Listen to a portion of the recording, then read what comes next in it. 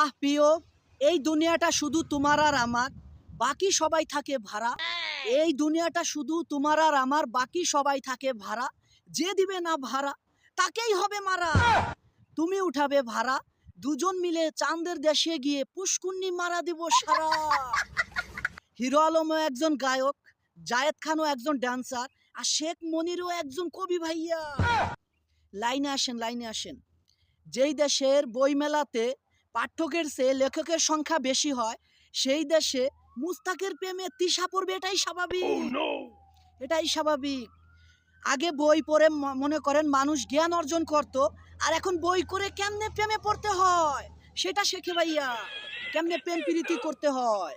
বই মেলাতে শুধুই দেখা যায় মেয়েদের ভিড়।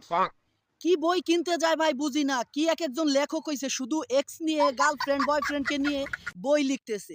বর্তমান বই এমন এক পর্যায়ে চলে গেছে, বাংলাদেশটাকে পুষ্কুন্নি মেরে ছেড়ে দিতেছে। এখন বই নিয়েও ভেসছে ভাই, লেখকের কোনো শেষ নাই। এখন ভাবতেছি আমি আমার এক্সকে নিয়ে একটা বই লিখবো। আপনারা কি বলেন? একটু বলে যাবেন কমেন্টস করে।